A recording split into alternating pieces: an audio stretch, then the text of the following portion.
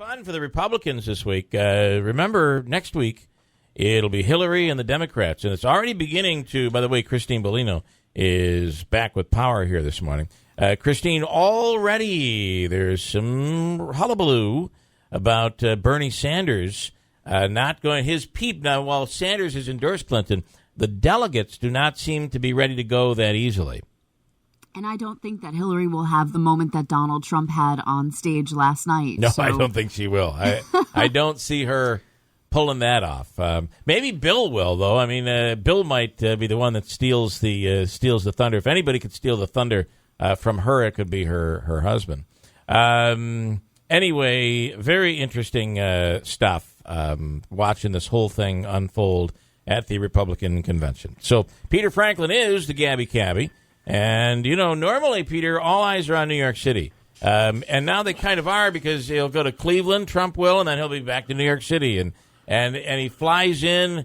As a matter of fact, yesterday he flew over top of a press conference that Ted Cruz was giving with his jet. It kind of drowned out the sound, and it was quite interesting. Good morning, Peter Franklin.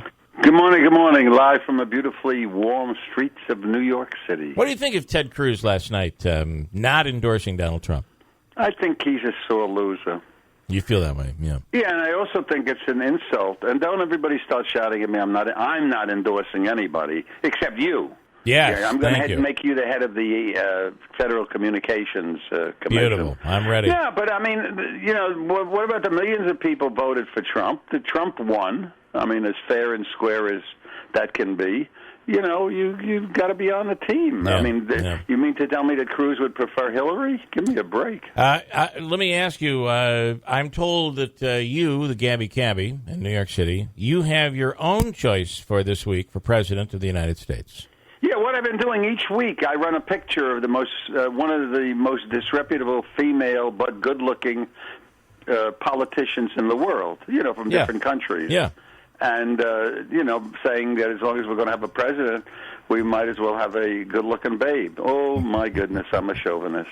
Well, you know, a lot of talk about Melania as being extremely beautiful and smart at the same time.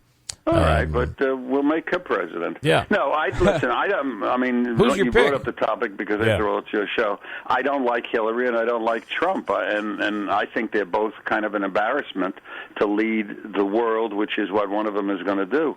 But Cruz, I think, made a bad mistake. But, you know, they forgive and forget. You know, they're all you know, in the way Cruz should be ostracized for the rest of his political career. But 3 months, everybody forget about it. Well, you're thinking your choice this week is an Italian woman, right? A businesswoman. Yeah, she's good. You know, what could I tell you? I like good-looking babes. That's why I married one. Her name is Michela Brimbella. And, that's right. Wouldn't you vote for her? Yeah, Peter, absolutely. She's also well known for her low-cut tops and short skirts, they say. Yeah, the only person that comes close to her is like a Huma Ahmadine, you know? Okay. Police confiscating thousands of books from street vendors. What happened here? You know, I think de Blasio's out of his mind. That's our mayor. I mean, I really think he's missing a screw, and I don't know why the media, although they do attack him a little bit, they really let him slide, especially on something like this. You know, part of the charm of New York City is you can buy everything on the streets of New York, hot dogs and jewelry, and I mean, that's New York. And the people who should care, which would be the store owners, because after all, they're paying rent, compensation, disability, generally don't care.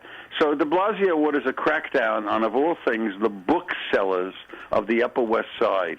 Now, anybody who's been in New York knows what I'm talking about, along Broadway, Amsterdam Avenue, Central Park. Yeah. You got these guys that set up the stalls, and ladies, and sell books. Yep. So he has the cops go and chase them, close them down, and take the books. I guess they're burning them someplace at the Gestapo headquarters. But it's absolutely reprehensible, and there's really no rhyme or reason to my eyes, because what's the harm? You know? I don't know. I understand why they do that for the watches. They're rip-offs. They're really illegal watches. Yeah, I mean, the manufacturers are getting hurt. But, you know, the city doesn't really do anything in that case unless the watch manufacturer gets involved in it. And, frankly, a watch manufacturer in Paris is not sending a guy to New York to testify in a courtroom. Yeah, please. Listen, I do want to ask you, yesterday we had Nick Wallenda on from the the Daredevil, the tightrope artist, Yes. he walks the high wire, and he's done Niagara Falls and the Grand Canyon. Wanted to do New York City, and de Blasio blocked it. Yeah, well, like I think I said at the beginning of this segment, that I think de Blasio is just a wacko guy. I don't know what his thing is. I love this. We have to protect people from themselves. If the guy wants to walk on a wire, he's really good at it. Let him do it. I mean, Yeah, well, and that's they talk about the fact that there's 60 million people come to New York City a year. And remember, you own part of New York City because we're all in the same state. Yeah. That's why 60 million people come here, for the street vendors, for people walking on wires, and everything else that goes along with it. So to try to stifle it, while at the same time you're bragging about how all the people who come here, as I say, the guy's missing a screw. I want to ask you, Peter Franklin, about the nursing home in, is it Riverdale? That's Hebrew Home for the Aged. And what they're doing is they're promoting, well, frankly, they're promoting sex. And the only people that are making a big deal out of it, are the grandchildren. Right. Who want to know why Grandma has a condom in her purse. But I think it's charming. What they're doing is they're seeing that the older folks, you and I are heading that way, right? If you're in a home and you're being taken care of, you got to have a little private time. And, I don't even want to start to think what Grandma and Grandpa are doing, but I think that, too, is part of the charm of New York City. Yeah. So all you older folks, instead of retiring to Florida, come on down to New York where you can swing. And listen, they're not dead; they're alive. These are people who are alive. I mean, if that's what they want to do, let them. Absolutely. Let me do a plug here. I have written another book, and real seriously, and the title of the book is "Any Morning That I Get Up and the Bed Isn't Wet Is a Good Morning."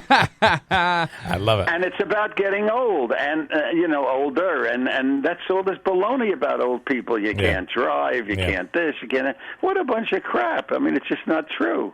If you got your health, you can do anything when you're 90. Last night, I attended a birthday party for a guy who was 99 years old.